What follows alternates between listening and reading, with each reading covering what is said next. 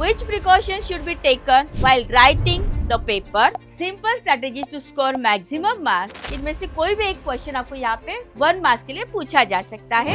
ये 2 पॉइंट आप यहाँ पे लिखते हैं, आपको 1 and 1 2 मार्क्स यहाँ पे आराम से मिल जाते हैं। और यहाँ पे बहुत सारे बच्चे गलती क्या करते हैं, पॉइंट उनके सही होते हैं लेकिन राइट करने की जो मेथड है वो टोटल रॉन्ग होने की वजह से उनको यहाँ पे मार्क्स नहीं मिलते। SSC Science and Technology Part First. Hello dear student, welcome to your Kallakar Education YouTube channel. The Kallakar Education YouTube channel has broadcast guidance videos for class 10 board exams. I am sure our previous videos have helped you a lot. So don't forget subscribe our YouTube channel Kallakar Education.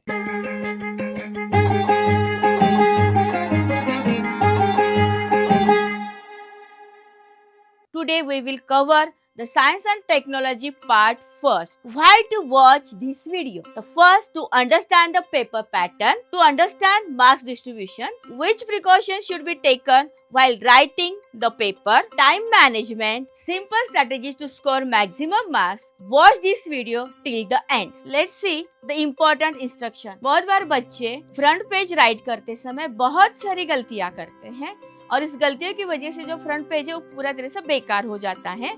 इसलिए हमें क्या करना है कि वो front page आपका गलत न हो, तो हमारे कल्लाकार एजुकेशन चैनल द्वारा एक वीडियो ब्रॉडकास्ट किया है कि फ्रंट पेज कैसे फिल करें। अगर ये वीडियो आपको देखना है तो उसकी जो लिंक है डिस्क्रिप्शन में दी गई है, और नहीं तो आप ये जो स्क्रीन के ऊपर QR कोड यहाँ पे दिख रहा है वो आप स्कैन करके भी ये वीडियो आप आराम से देख सकते हो। Let's see the question wise weightage. In the Science and Technology Part First, there are 4 questions are there. Total 4 questions are having 40 marks. So let's see the question number first. Question number first is divided into the 2 sections, section A and section B. The section A carries 5 marks, section B carries also 5 marks. In question number 2 is also divided into 2 sections. Question number 2A carries 4 marks. Question number 2B carries 6 marks. Let's come towards the question number 3. There is no section. Question number 3 carries 15 marks. There are 8 options are there, and you can attempt 5 sub questions. Each question is having 3 marks. Let's see about the question number 4. There are 2 options are there. Every option is for 5 marks. You attempt only 1 option, you will get 5 marks. In this way, this paper carries 40 marks. Let's start to solve the question paper. Let's see the section A. In the section A, यहाँ पे जो question type पूछा जाता है वो MCQ based questions यहाँ पे होते हैं। यहाँ पे आपको एक सेंटेंस दिया जाता है और यहाँ पे आपको 4 ऑप्शंस दिए जाते हैं। You can choose right option and write in this blank. ठीक है? The first question, alkaline earth metals have valency 2. This means that their position in the modern periodic table is in options are group 2, group 16, period 2, D block. The right answer is the group 2, and you should write this answer in this proper place and underline it. Let's see the second question. The reaction in which ions in the reactant are exchanged to form a precipitate is called as a dash dash reaction. There are 4 options. First is a combination, second is the decomposition, third one is displacement, and fourth one is the double displacement. Right answer is the double displacement, and write this option in this blank place, double displacement, and underline it. The third question of MCQs, dash dash is used to make a solenoid type of coil in an electric bulb. There are 4 options. First is the nichrome, second is the copper, third tungsten, fourth is the aluminium. Right option is the tungsten. Write this option in this fill in the blank and don't forget or underline. Then next question 4. Light changes its direction when going from one transparent medium to another transparent medium. This process is called. There are also 4 options: reflection, dispersion, scattering, and refraction. The right answer is the refraction, and underline it. And the last question of the MCQ is, there is an equation. What is this? CO plus H2O arrow CaOH twice plus heat is an example of dash dash. यहाँ पे हमें 4 type के options दिए हैं. The first option is the exothermic, second electrolysis, third is composition, and fourth is the endothermic. exothermic. The right answer is the exothermic, and write this answer in the blank place and underline it. In this way, we completed the question number first A. After completing the first A question, let's start the question number first B. Abhi first B is a complex question. The first question, true or false. Second, odd one out. Third, the correlations. Fourth one, match the pairs and columns. Fifth type of question is the definitions. Sixth one, write name, symbol, molecular formula, electronic configuration. इनमें से कोई भी एक question आपको यहाँ पे 1 marks के लिए पूछा जा सकता है. 7 type of question is IUPAC name. 8 questions based on diagram. यहाँ पे आपको एक डायग्राम दी जाएगी, उसके अकॉर्डिंग आपको यहाँ पे जो क्वेश्चन पूछा जाता है वो आपको वहाँ पे एक्सप्लेन करना है. और 9 any other type of questions, मतलब इसमें से अगर आपको 1 मार्क्स के लिए 1 लॉ पूछा जाएगा, for example right the Kepler's first law या केप्लर्स थर्ड लॉ, तो बस एक ही लॉ आपको लिखना है. यहाँ पे अगर बोला जाता है कि right the Kepler first law, तो मोस्ट ऑफ स्टूडेंट क्या करते हैं, तीनों के तीनों लॉ यहाँ पे लिख देते हैं. तो ऐसा नहीं करना है. जो नंबर बताया गया है वही नंबर का लॉ आपको वहाँ पे राइट करना है. अगर फर्स्ट पूछा गया है तो you will write only first law, अगर सेकंड है तो सेकंड, एंड देन फॉर्मूला. यहाँ पे आपको फॉर्मूला अगर पूछा जाता है तो आपको बस खाली उसका फॉर्मूला लिखना है.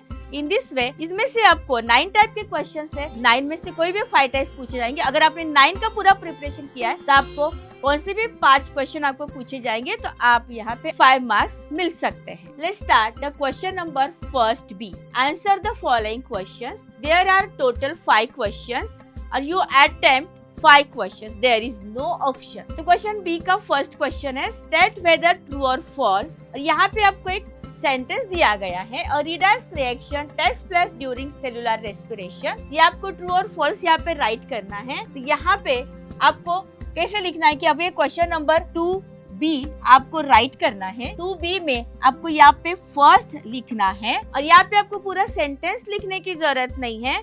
You should only this sentence true or false. और this sentence जो है वो always true है. In this way you complete the first question. Let's see the question number second. In the second B, find odd one out. There are 4 options are there. Loudspeaker, microphone, electric motor and magnet. आपको यहाँ पे जो odd one out जो word है वो आपको यहाँ पे सिलेक्ट करना है. तो वो जो वर्ड है magnet, this is the right answer. Then आप यहाँ पे 2 नंबर करके ऐसे लिखेंगे, और जो ऑड वन आउट का जो वर्ड है मैग्नेट, यहाँ पे आपको उसे राइट करना है. Let's see the third question.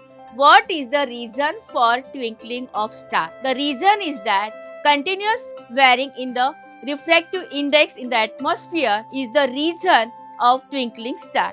मतलब यहाँ पे जो रिफ्रैक्टिव इंडेक्स जो होता है वो कंटिन्यूअसली चेंज होता रहता है, और इसी की वजह से जो स्टार से यहाँ पे ट्विंकल करते हैं. तो आपको यहाँ पे ओनली इस वर्ड में भी लिखा तो भी चलेगा, बाकी कुछ नहीं लिखा तो चलेगा, लेकिन ये जो वर्ड्स है ये इम्पोर्टेंट है, ये यहाँ आपको राइट करने हैं. The next question is the fourth question. ये है मैच द कॉलम. ये क्वेश्चन 1 मार्क्स के लिए आता है. यहाँ पे है कॉलम ए और कॉलम बी.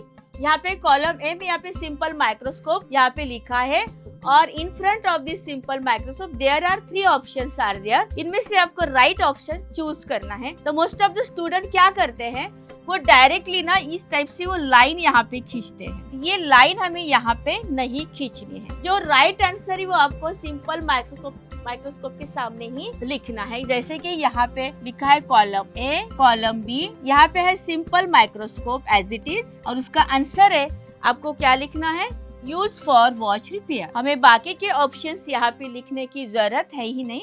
ओनली उसका जो राइट आंसर है वो आप उसके सामने लिख सकते हैं, और you will get the 1 marks for that question. The last question is name the behaviour of water between its temperature from 0 degree Celsius to 4 degree Celsius. यहाँ पे 0 डिग्री सेल्सियस से 4 डिग्री सेल्सियस वाला जो टेम्परेचर है उसका जो behaviour है उसका नेम आपको लिखना है. वो है एनोमलस एक्सपेंशन ऑफ वाटर. तो सीधा बस ये भी लिख देंगे तो भी चलेगा. 5th का answer anomalous expansion of water. ठीक है, अगर आप पूरे सेंटेंस में लिख पाते हो तो लिखो, नहीं तो डायरेक्टली ये वर्ड आप लिख दो, anomalous expansion of water. You will get the total marks. There is no problem. In this way, we completed the question first B. Let's see towards the question number 2. Question number 2 is also divided into two sections. Question number 2A and question number 2B. In the question number 2A, 3 options are there. Give scientific reason. उसके लिए यहाँ पे आपको 3 options मिलते हैं. 3 में से आपको 2 सॉल्व करने होते हैं और उसके लिए आपको 2 मार्क्स यहाँ पे मिलते हैं. Each question carrying 2 marks. In this way, you will get the 4 marks from the question number 2A. Let's see question number 2B. Same as it is question number first B. It is also the complex type of question. Various varieties of questions are asked in this question paper. The first, solve the numerical problems. 2 marks के लिए आप पूछे जा सकते हैं. Write the laws and explain with an example. ये यहाँ पे पूछे जा सकते हैं या फिर 2 laws आपको पूछे जा सकते हैं. Then write the definition and explain with example. यहाँ पे any 2 definitions आपको पूछे जा सकते हैं या फिर definition का explanation आपको देना होता है. Then 4, write the principle and explain with an example. तो यहाँ पे आपको किसी question में principle पूछा जाता है, आपको क्या करना है, उस प्रिंसिपल को राइट करना है और उसे एक्सप्लेनेशन आपको एग्जाम्पल के साथ यहाँ पे देना है. 5th type of the question is write short notes. ये यहाँ पे पूछा जाता है. Then questions on chemical reaction, ये भी यहाँ पे पूछा जाता है. 7th type of the question is differentiate between. यहाँ पे 2 कंसेप्ट दी जाती है, दोनों में आपको यहाँ पे क्या करना होता है, डिफरेंशिएट करना होता है. The 7th type of question is complete the flow chart. 8 is the distinguish between. 9th type of the question is the right physical and chemical properties. 10, right uses. 11, right advantages. And 12, right effect. 12 type of questions. Any 5 types are asked in this question paper. You attempt only 3 questions. Each question carrying 2 marks. In this way, question number 2B is for 6 marks. Let's start question number 2A. The first question A में give scientific reason. यहाँ पे आपको any 2 solve करने हैं और there are 4 marks are there. The first question in the 2A is the while going from left to the right within a period the size of atom decreases. और यहाँ पे अगर आप पॉइंट में अगर राइट आंसर कर सकते हैं तो वो बहुत ही अच्छा होता है, क्योंकि मार्क्स जो है वो पॉइंट वाइज यहाँ पे मिलते हैं. तो कैसे यहाँ पे दिया गया है, यहाँ पे पहला पॉइंट है in a period while going from left to right atomic radius goes on decreasing and the atomic number is increasing by 1 means the positive charge on the nucleus is also increasing by the 1 by 1. तो क्या होता है कि जब हम left से right की तरफ जाते हैं तो यहाँ पे उसके शेल में एवरी टाइम यहाँ पे एक इलेक्ट्रॉन ऐड होता जाता है. जैसे इलेक्ट्रॉन ऐड होता जाता है तो यहाँ पे प्रोटॉन भी ऐड होता है. ये एक फर्स्ट रीजन है. Second, the additional electrons is added to the some outermost shell due to the increased nuclear charge. Electrons are pulled towards the nucleus to a greater extent. As a result, the size of atom decreases. Means that is atomic radius यहाँ पे decreases. तो ये second point आपको यहाँ पे write करना है. अभी हम देखते हैं गिव साइंटिफिक रीजन में second question. For electric power transmission copper और एल्यूमिनियम वायर इज यूज्ड. तो क्यों यूज की जाती है एल्यूमिनियम कॉपर की वायर, उसका रीजन हमें प्रॉपर यहाँ पे देना है. The first reason is copper and aluminium are good conductor of electricity. This is the first reason. It will carry 1 mark. Second reason, copper and aluminum have a very low resistivity. Hence, when the electric current flows through this copper wire or aluminum, heat produced is comparatively very low. Therefore, for electric power transmission, copper or aluminum wire is used. In this way, अगर आपने 2 point यहाँ पे लिखे हैं तो आपको each point के लिए 1 मार्क्स और सेकेंड पॉइंट के लिए 1 मार्क्स. तो third scientific reason is that in some countries ethanol is used an additive to increase the efficiency of petrol. Petrol की इफिशियंसी बढ़ाने के लिए इथेनॉल का क्यों यूज किया जाता है, और हमें यहाँ पे 2 रीजंस आपको बताने हैं. Each reason carrying 1 mark. First reason is on the combustion is sufficient air. Ethanol gives carbon dioxide and water as the only product. जब यहाँ पे पेट्रोल बर्न होता है या डीजल बर्न होता है तो यहाँ पे कार्बन डाइऑक्साइड है, कार्बन मोनोऑक्साइड, सल्फर डाइऑक्साइड जैसे बहुत सारे गैसेस एटमॉस्फेयर में रिलीज होती हैं. तो जब हम इथेनॉल को कंबशन यहाँ पे होता है तो यहाँ पे ओनली 1 गैस जो है वो रिलीज होती है, वो है carbon dioxide along with water. In this way, ethanol is a clean fuel. यहाँ पे only carbon dioxide gas release होती है, सो इसे क्लीन फ्यूल कहा गया है। तो ये 2 पॉइंट आप यहाँ पे लिखते हैं तो आपको 1 and 1 2 मार्क्स यहाँ पे आराम से मिल जाते हैं। Let's start the question number 2B। The question number 2B is for 6 marks और यहाँ पे आपको एनी 3 सॉल्व करने होते हैं और यहाँ पे आपको 5 ऑप्शंस यहाँ पे दिए जाते। What is the first question? The first question, name and state the principle used to measure the specific heat capacity of the substance. यहाँ पे specific heat of capacity of substance के लिए कौन सा प्रिंसिपल यूज किया गया है, उस प्रिंसिपल का नेम आपको राइट करना है और इसके लिए आपको 1 मार्क्स मिलेंगे और साथ में वो प्रिंसिपल लिखने के लिए आपको अनदर 1 मार्क्स मिलते हैं। इन दिस वे यहाँ पे आपको 2 मार्क्स आपको इजीली मिलते हैं।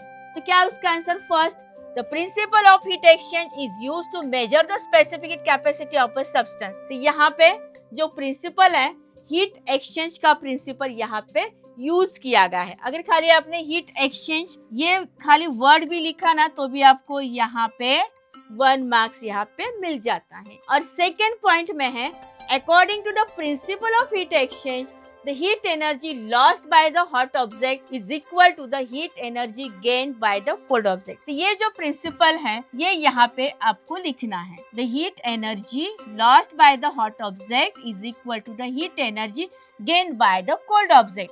अगर इसके पहले का ये जो सेंटेंस है ये आपने नहीं लिखा तो भी चलेगा, लेकिन ये आगे का सेंटेंस यहाँ पे आना चाहिए। अगर आपने ये लिखा, ये नहीं लिखा तो आपको यहाँ पे मार्क्स नहीं मिलेंगे। सो इम्पोर्टेंट क्या है, वो जो प्रिंसिपल है वो आपको यहाँ पे राइट करना है। In this way you also get the 2 marks from this question. Next question, what is done to prevent rusting of iron door of your house. हमारे घरों में आयरन डोर यहाँ पे लगे होते हैं, उनमें बहुत सारा रस्ट यहाँ पे लगता है। उस रस्ट को अगर हमें प्रिवेंट करना है तो हमें क्या करना चाहिए? यहाँ पे आपको कोई भी 2 पॉइंट्स आप यहाँ पे लिख सकते हैं। Fix a layer on some substances on the metal surface so that the contact of the metal with the moisture and oxygen is in the air is prevented। हमें उसके ऊपर कोई भी एक लेयर देना है ताकि उस मेटल का ऑक्सीजन और एयर के मॉइस्चर के साथ जो कांटेक्ट है वो हमें यहाँ पे ब्रेक करना है। ये आपने लिखा तो आपको यहाँ पे 1 मार्क्स मिल जाते हैं। Second word, to prevent corrosion of metals apply a layer of paint। Second, oil, grease और वार्निश। ठीक है, तो यहाँ पे आपको क्या करना है, इन तीनों चारों में से कोई 2 भी आपको याद आ जाएंगे तो आप 2 मेथड यहाँ पे लिख दो, आपको यहाँ पे 1 मार्क्स इजीली मिल जाता है। तो हमें क्या करना है, किसी भी मेटल सरफेस के ऊपर apply layer of paint, oil या ग्रीस या वार्निश का आपको लेयर करना है। ये भी आपने लिखा तो भी आपको मार्क्स यहाँ पे मिल जाता है। इन दिस वे हमने इस क्वेश्चन नंबर 2B के सेकेंड क्वेश्चन में भी हमने 2 मार्क्स आसानी से लिए। Third question is the distinguish between mass and weight. और यहाँ पे बहुत सारे बच्चे गलती क्या करते हैं, तो यहाँ पे फर्स्ट ऑफ ऑल ये मास लिखते हैं और मास लिखने के बाद उसके जो पॉइंट्स है, मास के पॉइंट 1 2 3 4 करके फाइनल करते हैं। देन उसके नीचे वो लिखते हैं वेट और उसके नीचे पॉइंट 1 2 3 4 लिखते हैं। पॉइंट उनके सही होते हैं लेकिन राइट करने की जो मेथड है वो टोटल रॉन्ग होने की वजह से उनको यहाँ पे मार्क्स नहीं मिलते हैं। तो what is the proper method? First of all यहाँ पे हमें कॉलम बनाना है। फर्स्ट कॉलम में आप मास लिखो, सेकंड में वेट लिखो, नहीं तो आप यहाँ पे वेट लिखो, यहाँ पे मास लिखो। ठीक है, और जब हम यहाँ पे डिफरेंशिएट या डिस्टिंग्विश के पॉइंट यहाँ पे लिखते हैं तो हमें हमेशा ध्यान रखना चाहिए लेकिन फर्स्ट पॉइंट अगर हमने डेफिनेशन के अकॉर्डिंग लिखा है तो सेकंड पॉइंट भी हमें डेफिनेशन ही लिखना है। तो बच्चे क्या करते हैं, यहाँ पे फर्स्ट का डेफिनेशन यहाँ पे राइट करते हैं और सेकंड का यहाँ पे जो क्वांटिटी, कौन से टाइप की क्वांटिटी वो यहाँ पे राइट करते हैं। तो वो ऐसा नहीं करना है। यहाँ पे कैसे दिया है, फर्स्ट ऑफ ऑल यहाँ पे डेफिनेशन दी है। क्या है definition? The mass of a body is the amount of matter present in. यहाँ पे अगर हमने मास की डेफिनेशन दी है, यहाँ पे हमें वेट के भी डेफिनेशन देनी है। The weight of a body is in the force with which the earth attract it. मतलब दोनों तरफ डेफिनेशन हो गया तो हमें आराम से 1 मार्क्स मिल सकता है। Second, it has a magnitude but not direction. अगर मैग्नीट्यूड के बारे में ये सेकेंड पॉइंट आया है तो वेट में भी हमारा सेकेंड पॉइंट जो है अकॉर्डिंग टू मैग्नीट्यूड ही होना चाहिए। It has both magnitude and direction. In this वे हमने यहाँ पे 2 क्वेश्चन 2 पॉइंट्स कवर कर दिए हैं। अभी third point, it does not change from place to place. Mass जो होता है प्लेस टू प्लेस चेंज नहीं होता है, लेकिन वेट जो है it changes from place to place. अगर यहाँ पे हम हर प्लेस पे जाएंगे तो यहाँ पे वेट जो है वो वहाँ पे चेंज होता है, बिकॉज यहाँ पे होता है गुरुत्वाकर्षण। Then four, it can never be zero. Mass कभी भी जीरो नहीं हो सकता है, लेकिन जो वेट है at the centre of earth ये जीरो होता है। और लास्ट में unit, its SI unit is the kilogram and the SI unit of the weight is the newton. इसमें से यहाँ पे 5 पॉइंट से 5 में से आपको 2 करेक्ट लिखने हैं। 2 करेक्ट लिखेंगे you will get the 2 marks. अगर आपने कुछ ज्यादा ही लिख दिए तो कोई बात नहीं, अगर कुछ गलत हो गया तो 1 मार्क्स आपका कवर हो जाता है। और इसमें से जो आसान पॉइंट है वही आप यहाँ पे आराम से याद करेंगे। अभी हम देखते हैं question number 2B, fourth question. The rocket is a type of fire cracker use in the Diwali.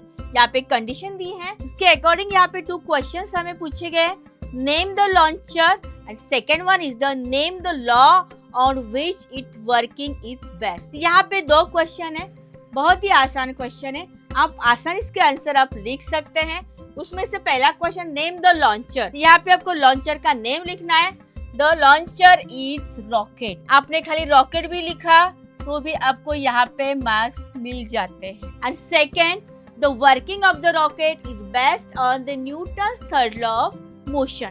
तो कौन से लॉ के अकॉर्डिंग वो वर्क करता है, तो यहाँ पे न्यूटन्स के 3 लॉज है, 1, 2, 3। उसमें से जो थर्ड लॉ है उस थर्ड लॉ के ऊपर रॉकेट का वर्किंग यहाँ पे होता है। आपने खाली न्यूटन्स थर्ड लॉ भी लिखा तो you will get the easily 1 marks. In this way we completed 4 question. Let's come towards the question number 5। What is mean by the decomposition reaction? Write the chemical reaction of decomposition of sugar on heating. तो यहाँ पे जो है हमें क्या करना है, decomposition reaction का आपको डेफिनेशन राइट करना है और साथ में उसका केमिकल रिएक्शन जो है वो आपको यहाँ पे लिखना है। तो अगर आपने यहाँ पे डेफिनेशन राइट की तो आपको 1 मार्क्स यहाँ पे मिलता है, और केमिकल इक्वेशन अगर आपने यहाँ पे शो किया तो उसके लिए आपको 1 मार्क्स मिलता है।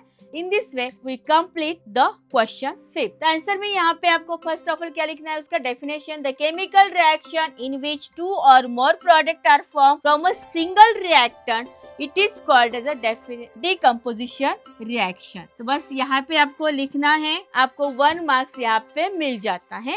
और ये हुआ पहला पॉइंट। और सेकेंड पॉइंट, आपको यहाँ पे केमिकल रिएक्शन यहाँ पे लिखनी है। बाकी आपने कुछ नहीं लिखा तो भी चलेगा, ये केमिकल रिएक्शन लिख दो। C12H22O11 एरो हीट किया है 12C प्लस 11H2O, ये भी आपने लिखा, you will get 1 marks. In this way we complete the question number 2B easily. और अगर आपके पास टाइम है तो आप यहाँ पे 4, 5 अगर आपको आ रहा है टाइम होने के बाद तो आप यहाँ पे लिख सकते हैं। उसमें क्या होता है, कभी कभी आप लोग 1 पॉइंट लिख देते और कभी क्वेश्चंस को 4 क्वेश्चंस को 2, 2, 2 मिल जाते हैं और एक को 1 मिलेगा। तो यहाँ पे आपको जो मैक्सिमम मार्क्स जो होते हैं वही आपको 3 क्वेश्चंस के काउंट किए जाते हैं। अगर टाइम है तो आप एक्स्ट्रा लिख सकते हैं। अगर आपको डाउटफुल है कि यहाँ पे मुझे क्वेश्चंस कम मिलेगा तो एक्स्ट्रा लिख के रखो, कोई प्रॉब्लम नहीं। जो मैक्सिमम कवर करने वाले क्वेश्चन से यहाँ पे आपको मार्क दिए जाते हैं। अभी हम जाते हैं क्वेश्चन नंबर 3 की ओर। यहाँ पे कोई सेक्शंस है नहीं, यहाँ पे आपको 8 ऑप्शंस दिए जाते हैं, आपको 5 यहाँ पे सॉल्व करने होते हैं और ये क्वेश्चंस आता है 15 मार्क्स के लिए। Each question carrying 3 marks. तो यहाँ पे कौन कौन से टाइप के क्वेश्चन है वो पहले हम देखते हैं। तो first type of question is solve the numerical problems. Second, give explanation using the given statement. यहाँ पे कोई स्टेटमेंट दिया जाता है, उसके अकॉर्डिंग आपको यहाँ पे एक्सप्लेन करना होता है। या फिर कोई रेमेडीज आपको सजेस्ट करनी होती है या फिर मेजर्स है वो आपको सजेस्ट करने होते हैं। Fourth one, explanation on the diagram. एक डायग्राम दिया जाता है, उसके अकॉर्डिंग आपको वहाँ पे एक्सप्लेनेशन करना होता है। Fifth, complete the table chart. यहाँ पे आपको टेबल चार्ट दिया जाता है, वहाँ पे कुछ पैसेज जो है ब्लैंक छोड़े जाते हैं, वहाँ पे आपको उसे कंप्लीट करना है। Six, explain with the help of example. यहाँ पे अगर कोई स्टेटमेंट दिया है तो उसे एग्जाम्पल आपको उसे क्या करना है, एक्सप्लेन करना होता है। 7 टाइप क्वेश्चन में यहाँ पे पूछा जाएगा कंप्लीट द डायग्राम। यहाँ पे आपको डायग्राम कंप्लीट करनी होती है। 8 टाइप में give answer based on the figure. ये आपको डायग्राम दी जाती है, उसके ऊपर आपको क्या करना है, क्वेश्चंस पूछे जाएंगे, उसके अकॉर्डिंग आपको क्या करना है, आंसर्स लिखने हैं। Write the answers with explanation, ये आपको करना है। Write the laws, theories and explain with the same, यहाँ पे आपको लॉ पूछे जा सकते हैं या फिर लॉ के अकॉर्डिंग आपको थ्योरी पूछी जा सकती है, और यहाँ पे आपको ये कंप्लीट करना है। 11 type of question, complete the paragraph, यहाँ पे आपको पैराग्राफ आता है और उस पैराग्राफ में फिल इन द ब्लैंक्स आते हैं और यहाँ पे ऑप्शंस भी दिए जाते हैं, उनमें से आपको करेक्ट आंसर चूज करके आपको उस फिल इन द ब्लैंक में फिल करना है। लेकिन इसके लिए आपको text book reading is the compulsory. अगर आपने टेक्स्ट बुक रीडिंग प्रॉपरली की है तो ये क्वेश्चन आप आसानी से राइट कर सकते। अगर टेक्स्ट बुक रीडिंग हमने नहीं की है तो ये क्वेश्चन हमारा आसान क्वेश्चन हाथ से जाता है। सो हमें text book reading is a compulsory. And 12 what happens, क्या होता है, यहाँ पे एक कंडीशन दी जाती है और इस सिचुएशन में क्या हो सकता है ये आपको पूछा जाता है। इस टाइप से 12 क्वेश्चंस यहाँ पे दिए जाते हैं। अबाउट 12 क्वेश्चंस, यहाँ पे 8 टाइप के क्वेश्चंस आपके क्वेश्चन पेपर में आते हैं और इस 8 में से आपको 5 सॉल्व करने होते हैं। Let's start the question number 3। Answer the following any 5। The first question is on the numerical type of question. An iron ball of mass 3 kilogram is release from a height of 25 metre and falls freely to the ground, assuming that the value of g is 10 metre per second square. यहाँ पे आपको 2 type के answers आपको निकालना है। First is the time taken by the ball to reach the ground and second one velocity of the ball on reaching the ground. ठीक है, in this वे हमें इस क्वेश्चन का सॉल्यूशन यहाँ पे करना है और यहाँ पे सॉल्यूशन ऑलवेज दिया है।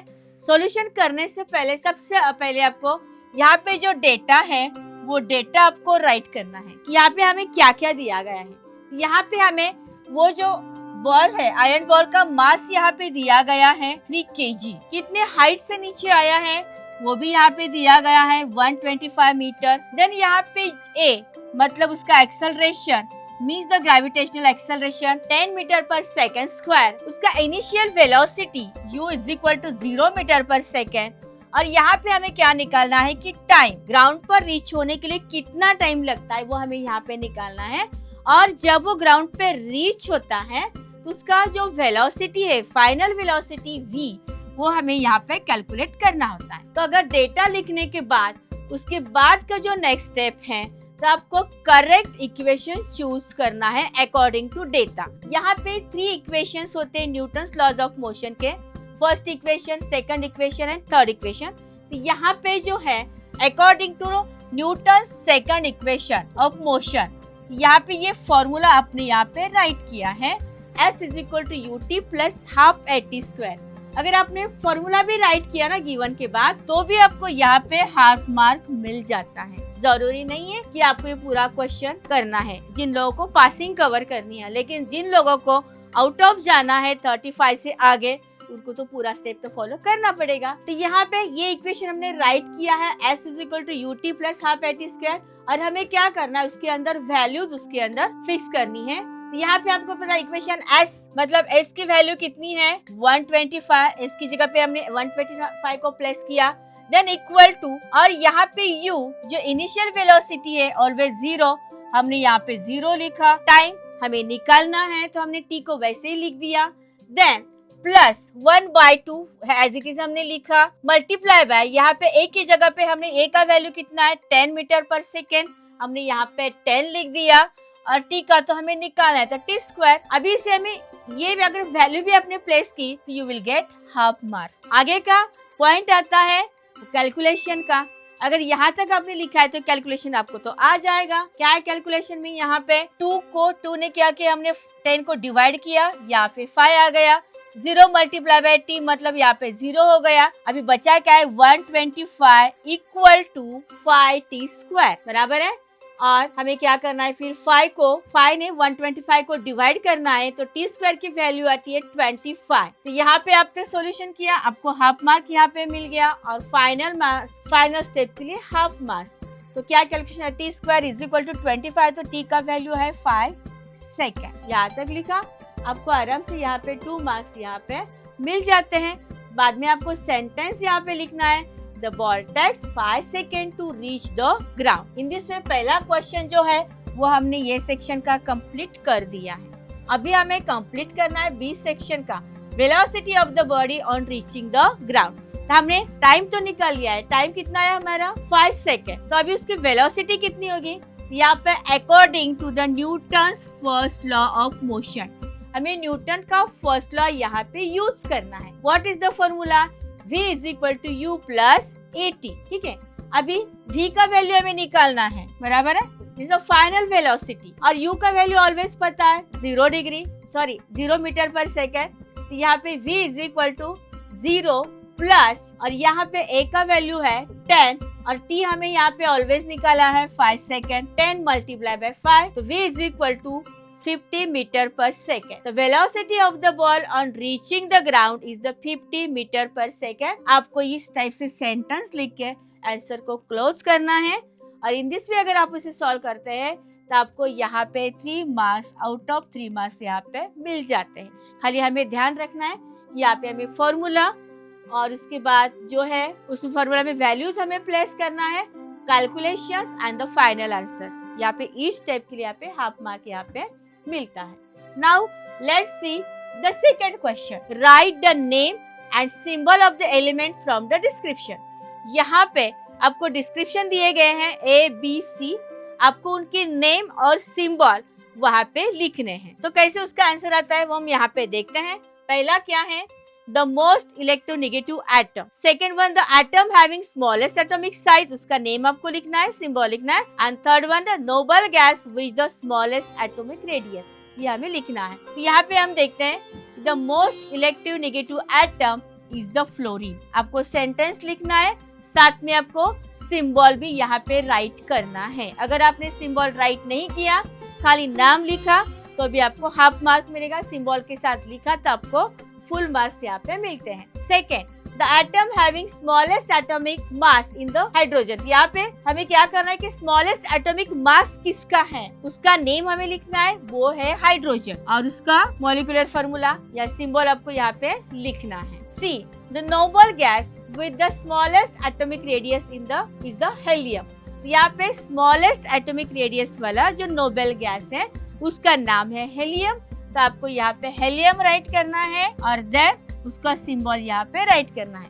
इन दिस वे आपने खाली नेम और सिंबल भी लिखे ना, तो भी आपको एवरी क्वेश्चन के लिए 1 मार्क्स यहाँ पे मिलता है। In this way you will get the out of 3 marks. Comes to the question number 3, what happens when copper react with concentrated nitric acid. तो यहाँ पे अगर कॉपर नाइट्रिक एसिड के साथ रिएक्ट करता है तो क्या होता है, ये आपको राइट करना है। What is the colour of the gas release during the reaction, और इस रिएक्शन में जो गैस रिलीज होती है इसका कलर आपको लिखना है, ठीक है, ये में। तो सबसे पहले आपको क्या करना है, क्या होता है वो लिखना है और कलर का नाम लिखना है, और यहाँ पे एवरी पॉइंट्स के लिए आपको यहाँ पे हाफ मार्क यहाँ पे मिलता है। तो क्या है उसका answer, when copper is reacted with concentrated nitric acid, copper nitrate and reddish brown nitrogen dioxide is formed। ठीक है, तो यहाँ पे आपको 1 मार्क्स यहाँ पे मिलता है, क्योंकि यहाँ पे आपने क्या दिया है, कॉपर नाइट्रेट यहाँ पे फॉर्म होता है और साथ में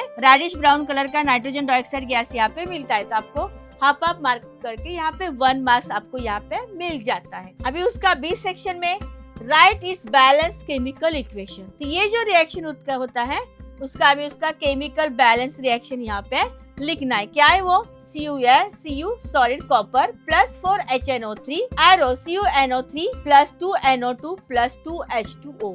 यहाँ पे हमने जो एक्सप्लेन किया था, यहाँ पे कॉपर नाइट्रेट फॉर्म हुआ है, वो यहाँ पे इस इक्वेशन में आ जाता है। जो गैस फॉर्म होता है नाइट्रोजन डाइऑक्साइड, वो यहाँ पे आता है, और ये जो इक्वेशन है टोटल बैलेंस इक्वेशन। तो अभी हमने यहाँ पे जो केमिकल इक्वेशंस देखा है उसके अकॉर्डिंग ही 3 क्वेश्चंस यहाँ पे पूछा गया है, क्योंकि थर्ड क्वेश्चन का आंसर हमें बी में भी यहाँ मिलता है। क्या है यहाँ पे, right the names of reactant and product. Reaction में जो रिएक्टेंट है उनके नेम हमें यहाँ पे लिखने हैं, और कौन से प्रोडक्ट फॉर्म होते हैं उनके नेम भी यहाँ पे लिखने हैं। तो यहाँ पे रिएक्टेंट है, रिएक्टेंट में पहला है कॉपर, ये नेम यहाँ पे लिख देना है। Then second reactant concentrated HNO3 या नाइट्रिक एसिड आप लिखेंगे, और सेकंड में आपको प्रोडक्ट पूछा गया है, तो प्रोडक्ट में यहाँ पे है कॉपर नाइट्रेट, और second one is the nitrogen dioxide, मतलब इसी में से आपको ये आंसर यहाँ पे मिलते हैं। ठीक है, और इसी प्रकार से ये सी सेक्शन भी हमने थर्ड क्वेश्चन का कंप्लीट किया है। अगर आपने ये बैलेंस इक्वेशन नहीं लिखा, नॉर्मल इक्वेशन भी आपको आया तो भी कोई प्रॉब्लम नहीं है। ठीक है, इसका 1 मार्क्स तो आपको नहीं मिलेगा, but this equation help to find the answer of the third question. Third question का आंसर फाइंड करने के लिए हमें ये इक्वेशन यहाँ पे यूज में आता है। इनसे से हमारा बैलेंस नहीं किया, ठीक है, 1 मार्क्स गया, लेकिन इसका 1 मार्क्स मिलेगा और इसका 1 मार्क्स आपको आराम से मिल जाएगा। और इसका क्यों नहीं मिलेगा, क्या बैलेंस नहीं किया है। अगर बैलेंस लिखा है तो फिर you will also get the 1 marks. In this way we complete this question for 3 marks. Let's come towards the fourth question. What is this? Name the following diagram and explain the concept behind them. यहाँ पे ये 2 diagram यहाँ पे दिया गया है।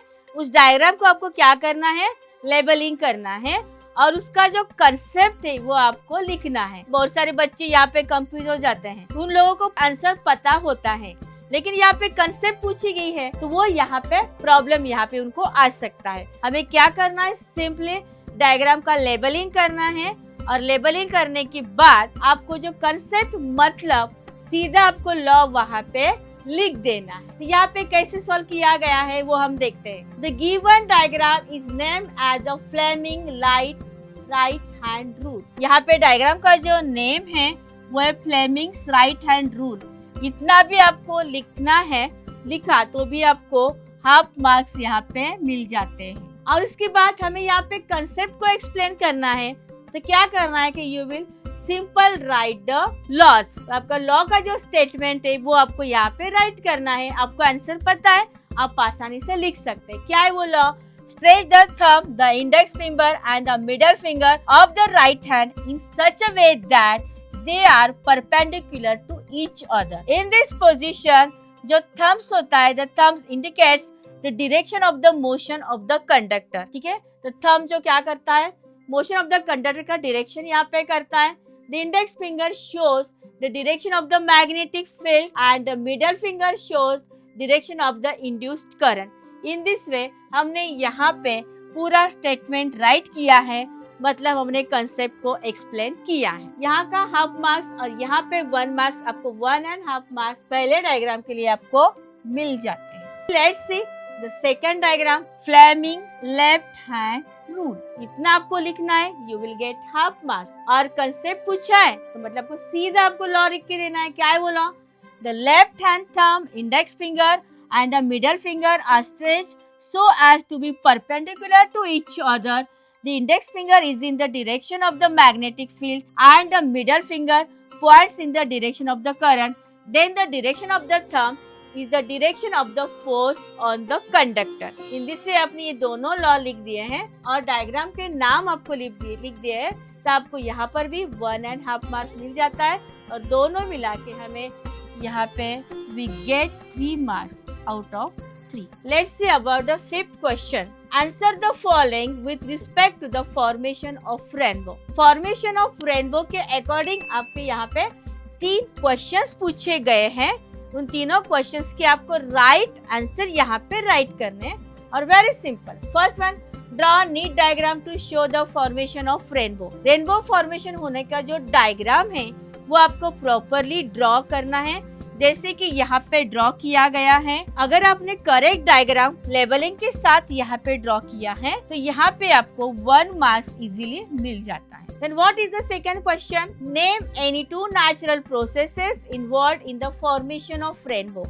Rainbow formation होते समय कौन कौन से नेचुरल प्रोसेस होती है, उनमें से 2 नेचुरल प्रोसेसेस आपको वहाँ पे राइट करनी है।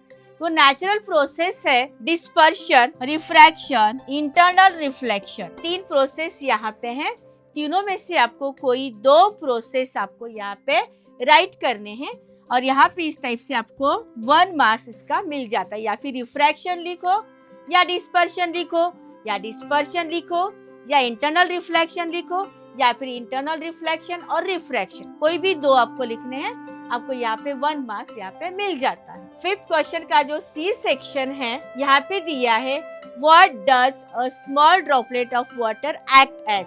तो यहाँ पे वाटर का ड्रॉपलेट जो है वो क्या काम करता है, तो यहाँ पे a small droplet of water act as a prism. यहाँ पे वाटर ड्रॉप जो है वो प्रिज्म का काम करता है। इन दिस वे हमने जो 5th क्वेश्चन है उसे भी हमने कंप्लीट कर दिया है। अगर राइट आंसर मिले हैं तो आउट ऑफ 3 में से 3 मिलेंगे, एक हाथ गलत हो जाता है तो आपको 2 या 1 मार्क्स तो आराम से मिल जाते हैं। 3rd क्वेश्चन का 6th क्वेश्चन, क्या है वो 6th question? Name the following. यहाँ पे आपको क्या करना होता है, जो 3 क्वेश्चंस दिए हैं उसके अकॉर्डिंग जो नेम है वो आपको यहाँ पे लिखने हैं। क्या है पहला question? A the 2 metals which can be cut with knife. हमें ऐसे मेटल्स के नाम यहाँ पे लिखने हैं जो नाइफ से कट होते हैं, और यहाँ पे आंसर दिए हैं always lithium, sodium and potassium. 3 example है, तीनों में से आप कोई भी 2 नेम यहाँ पे लिख सकते हैं, और इस टाइप से हमने ये सेक्शन यहाँ पे कंप्लीट किया है। अभी हम देखते हैं B questions for from the 6th question. A sound is produce when certain metals are stuck. जब कोई मेटल्स एक दूसरे के ऊपर स्टक करते हैं तो यहाँ पे साउंड प्रोड्यूस होता है। तो वो जो कौन सी प्रॉपर्टी है साउंड प्रोड्यूस होने की, उस प्रॉपर्टी को आपको खाली यहाँ पे नेम लिखना है। तो यहाँ पे हम देखते हैं, यहाँ पे जो साउंड प्रोड्यूस होता है वो जो प्रॉपर्टी है उसे हम कहते हैं sonority. A sound is produce when certain metals are stuck. This property of metal is called as a sonority. आपने सोनोरिटी लिखा तो भी आपको 1 मार्क्स मिल जाएगा, और अगर आपको अच्छा प्रेजेंटेशन देना है आप फुल सेंटेंस यहाँ पे लिख सकते हैं। The non metallic substance which is a good conductor of electricity. यहाँ पे हमें नॉन मेटेलिक सब्सटेंस का नेम लिखना है जो गुड कंडक्टर ऑफ इलेक्ट्रिसिटी यहाँ पे है। तो वो नेम है, क्या है? Simple graphite. यह लिख देंगे तो हमें यहाँ पे 1 मार्क्स इजीली मिल जाता है। Let's come towards the question number 7। What is the question number 7? Answer the following question with the help of diagram. यहाँ पे ये डायग्राम दी गई है, हमें क्या करना है उस डायग्राम के अकॉर्डिंग यहाँ पे 3 क्वेश्चंस हमें यहाँ पे आस्क किए हैं, हमें उस क्वेश्चंस के आंसर यहाँ पे देने हैं। What is the question? Name the process shown in the diagram. Diagram में यहाँ पे कौन सी प्रोसेस दिखाई गई है, शो की गई है, उस प्रोसेस का हमें खाली नाम लिखना है। Second, how does this process takes place. ये प्रोसेस कैसी होती है वो हमें यहाँ पे लिखना है। एंड लास्ट क्वेश्चन उसमें से, give the 2 examples in which this process use. और इसमें हमें 2 एग्जाम्पल्स लिखने हैं जिनमें ये प्रोसेस यूज की जाती है। तो सबसे पहले हमें इस प्रोसेस का नाम यहाँ पे लिखना है। ए सेक्शन का आंसर है the process shown in the diagram is the electroplating. ठीक है, पूरा सेंटेंस नहीं याद आया, सीधा आप इलेक्ट्रोप्लेटिंग लिख दीजिए, आपको यहाँ पे 1 मार्क्स मिल जाता है। सेकेंड क्वेश्चन में पूछा गया कि इस प्रोसेस में क्या होता है, व्हाट हैपेंस। तो यहाँ पे in this process a less reactive metal is coated on more reactive metal by the electrolysis या इलेक्ट्रोप्लेटिंग की मेथड से यहाँ पे कोटिंग यहाँ पे किया जाता है। ये आपने लिखा, the less reactive metal is coated on a more reactive metal by electrolysis। तो आपको यहाँ पे 1 मार्क्स यहाँ पे मिल जाता है। देन सी सेक्शन का क्वेश्चन, अभी ये जो प्रोसेस है इलेक्ट्रोप्लेटिंग की प्रोसेस, कौन कौन से एग्जाम्पल मतलब कहाँ पे हम उसका यूज करते हैं। तो यहाँ पे सिल्वर प्लेटेड स्पून जो आते हैं, यहाँ पे इस प्रोसेस का यूज किया जाता है। जो स्पून होते हैं वो कॉपर के होते हैं, उसके ऊपर हम सिल्वर का कोटिंग करके उसे as a silver like spoon हम यहाँ पे दिखा सकते हैं।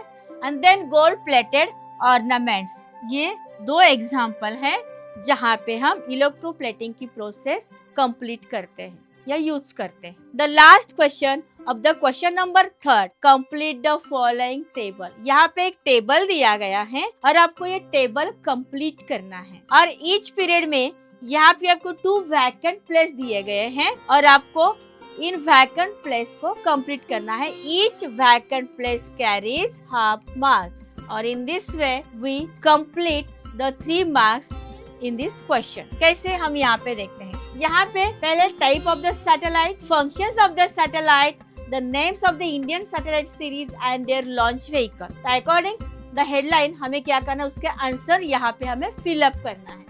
तो पहला क्या है, यहाँ पे पहले में ऑलवेज यहाँ पे वैकेंट प्लेस दिया है, उसका यहाँ पे डिस्क्रिप्शन या फंक्शन दिया है। अकॉर्डिंग टू फंक्शन हमें उस सैटेलाइट का टाइप यहाँ पे लिखना है। क्या है function? Fix the location of any place of the earth surface. यहाँ पे अर्थ सरफेस के किसी भी जगह पे जो लोकेशन है उसे वो फिक्स करने का काम वो करता है। और उस सैटेलाइट का नाम है नेविगेशनल सैटेलाइट। यहाँ पे आपको राइट करना है। देन उसकी जो सीरीज है वो सीरीज है IRNSS। सीरीज का नाम आपको लिखना है। और देन लॉन्चर क्या है? तो लॉन्चर का नाम जो है PSLV आपको यहाँ पे राइट करना है। इन दिस वे आपने यहाँ पे हाफ मार्क्स और यहाँ पे हाफ मार्क्स अपने ग्रैब कर। अभी सेकेंड रो में हम आते हैं। तो सेकेंड रो में हमें सैटेलाइट का नाम तो दिया है लेकिन उसका फंक्शन हमें नहीं दिया गया है। साथ में हमें वो कौन सी सीरीज का सैटेलाइट है वो हमें राइट करना है। साथ में उसका जो लॉन्चर है लॉन्चर का नेम भी यहाँ पे लिखना है। तो यहाँ पे वेदर सैटेलाइट नाम दिया है, उसका आपको फंक्शन क्या है? Study and prediction of weather. इतना भी आपने लिखा है तो यहाँ पे आपको यहाँ पे हाफ मार्क्स का मिल जाता है। और अगर इनसेट जीसेट ये सीरीज है उसका नाम हमें लिखना है। और देन लॉन्चर GSLV का नाम आपको यहाँ पे लिखना है। और इसी प्रकार से आपको हाफ हाफ करके 1 मार्क्स जो है सेकेंड रो में आपको यहाँ पे मिल जाता है। Let's see the third. यहाँ पे आपको क्या किया है? यहाँ पे खाली लॉन्चर का नाम दिया है और सीरीज का नाम दिया है। तो आपको क्या करना है? टाइप ऑफ सैटेलाइट राइट करना है और उस सैटेलाइट का जो फंक्शन है वो आपको राइट करना है। अगर आपने करेक्ट राइट किए तो आपको हाफ हाफ मार्क करके 1 मार्क्स यहाँ पे कंप्लीट होता है। तो वो जो नेम है अर्थ ऑब्जर्वेशन सैटेलाइट, उसके लिए आपको हाफ मार्क मिलेगा। What is the function of this satellite? Study of forest, desert, oceans, polar ice on the earth। इसको ये फंक्शन करता है। Then exploration and management of natural resources के बारे में हमें जानकारी देता है। Observation and guidance in case of natural calamities अगर आती है उसके बारे में ऑब्जर्व करता है और हमें यहाँ पे गाइडेंस देता है। इनमें से आप 2-3 पॉइंट्स भी लिखेंगे ना तो भी आपको हाफ मार्क्स यहाँ पे मिल जाता है। इन दिस वे हमने यहाँ पर भी 3 मार्क्स यहाँ पे कंप्लीट किए हैं। Let's come toward the last question of this question paper is the question number 4। This question is for 5 marks. You will get the 2 options in this question. You solve only one type of questions. Which type of questions are asked in this question? Let's see. Draw a figure and write explanation. आपको यहाँ पे figure draw करनी है, उसका explanation आपको right करना है। Second type of question, correct the given incorrect diagram and write the explanation. Classify with detailed explanation. यहाँ पे क्लासिफिकेशन करना है, उसका एक्सप्लेनेशन आपको प्रॉपर राइट करना है। Fourth question, read the given paragraph and answer the question. Paragraph को read करके उसके अकॉर्डिंग जो कोई क्वेश्चंस आपको आएंगे उसके आंसर आपको राइट करने हैं। Complete the given incomplete table chart and right explanation. यहाँ पे आपको जो गिवन इनकम्प्लीट टेबल है उसे आपको कंप्लीट करना है। 6, answer the questions in detail. यहाँ पे डिटेलिंग में आपको आंसर देना है। और 7 question, draw a concept diagram based on the given item and explain. जो कंसेप्ट डायग्राम है उसका आपको क्या करना है, उसका एक्सप्लेनेशन यहाँ पे देना है। इन 7 टाइप में से कोई भी 2 टाइप के क्वेश्चन आपको यहाँ पे पूछे जाते हैं। इन 2 में से आपको ओनली 1 अटेम्प्ट करना है। The first question a, draw a neat label diagram of human eye. हमें क्या करना है, ह्यूमन आई का करेक्ट लेबलिंग डायग्राम यहाँ पे ड्रॉ करना है। तो यहाँ पे देखो आप लोग आंसर शीट में आप देख सकते हो, यहाँ पे ह्यूमन आई का डायग्राम यहाँ पे करेक्टली ड्रॉ किया हुआ है, साथ में उसके लेबलिंग भी यहाँ पे दिए गए हैं। तो यहाँ पे करेक्ट ड्राइंग के लिए 1 मार्क्स है और एनी 2 करेक्ट लेबलिंग, आपने 6-7 लेबलिंग किए हैं, उनमें से जो 2 करेक्ट रहेंगे वो आपको यहाँ पे हाफ हाफ करके 1 मार्क्स यहाँ पे मिलता है। तो आप यहाँ पे 1 मार्क्स का क्वेश्चन यहाँ पे कंप्लीट करते हैं। What is the second question?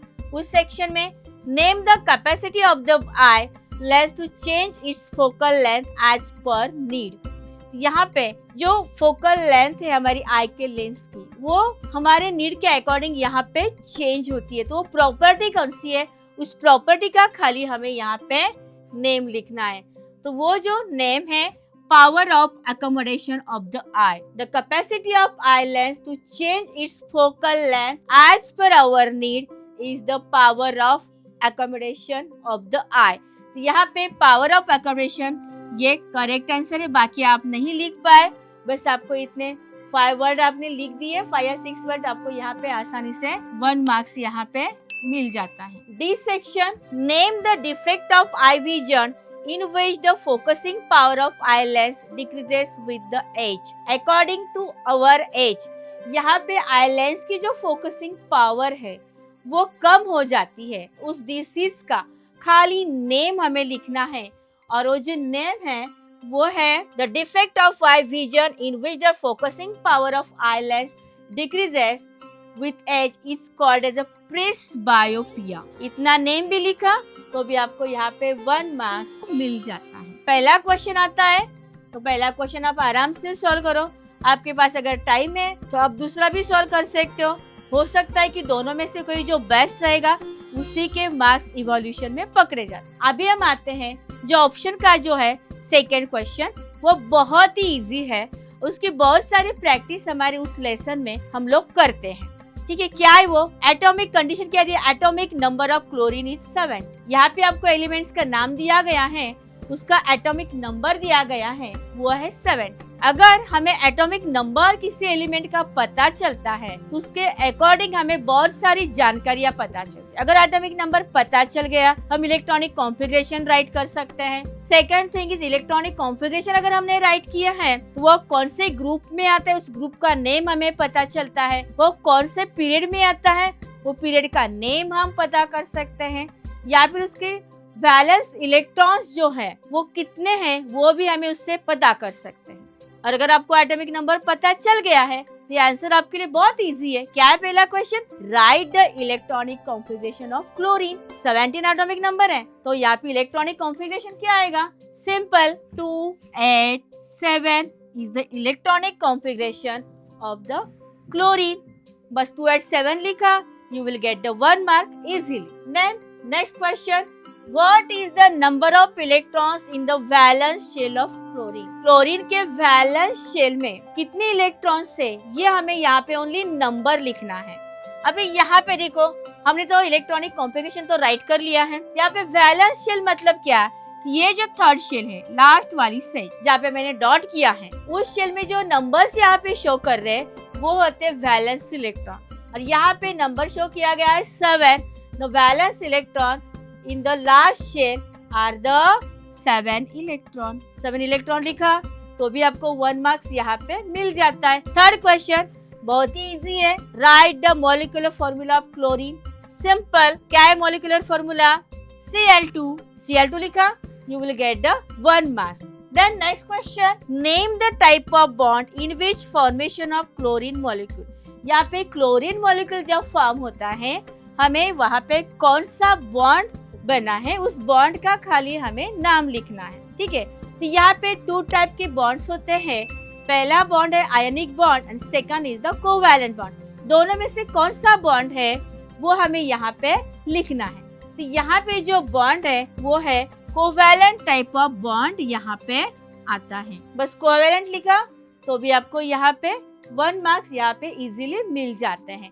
And then the last question, it's a very simple, draw the electron dot structure of the chlorine molecule. Chlorine molecule का इलेक्ट्रॉन डॉट स्ट्रक्चर आपको draw करना है, और यहाँ पे सिंपल आप ड्रॉ कर सकते हैं। जैसे यहाँ पे आपको दिया गया है Cl.Cl arrow Cl।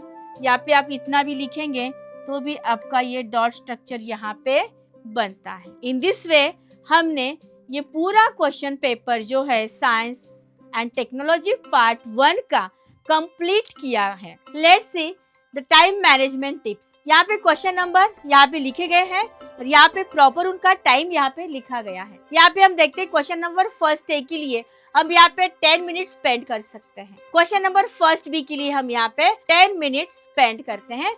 In this way question number first के लिए हम यहाँ पे 20 मिनट स्पेंड कर सकते हैं। Then come towards the question number 2A। Question number 2A के लिए हम यहाँ पे 10 मिनट स्पेंड कर सकते हैं, और क्वेश्चन नंबर 2B के लिए यहाँ पे 20 मिनट्स यहाँ पे स्पेंड कर सकते हैं। In this way, we spent 30 minutes total in the question number 2. Then come towards the question number 3. Question number 3 के लिए यहाँ पे हम 40 minutes spend यहाँ पे करते हैं और क्वेश्चन नंबर 4 के लिए 20 मिनट्स यहाँ पे स्पेंड करते हैं. उसके बाद जो हमारा बचा हुआ टाइम है, हमारे जो 20, 30, 50, 90, 110 मिनट्स में हमारा पेपर यहाँ पे कंप्लीट होता है. अभी बचे हैं हमारे 20 minutes. You will get the 130 minutes for the paper. उनमें से 110 मिनट में हमने क्या किया, पेपर को सॉल्व किया और उसके बाद हमारे पास 20 मिनट्स बचे हैं. तो पहले 10 मिनट में आपको प्रॉपरली पेपर रीड करना है और बचे हुए 10 मिनट में आपको पेपर का रिव्यू करना है, ताकि कोई अगर क्वेश्चन छूटा है या आपको लगता है कि फर्स्ट टाइम आपने उसे गलत लिखा है, अभी मुझे उसे करेक्ट करना है, तो आपको क्या करना है, उसके लिए आपको 10 मिनट्स दिए गए हैं. और इन दिस वे हम अपना पेपर 130 मिनट्स में कंप्लीट करते हैं, वो भी अच्छे से, और लॉट्स ऑफ टाइम हमें यहाँ पे मिलता है. Student, if you want to confidently face the science paper and score maximum marks, you must carefully read the textbook. If any concept is hard for you to understand, definitely comment and let me know. I will make full efforts to resolve your doubts. If you like this video, do share to your groups, friends. Don't forget to like, subscribe our Kallakar Education YouTube channel. And thank you for watching this full video. All the best.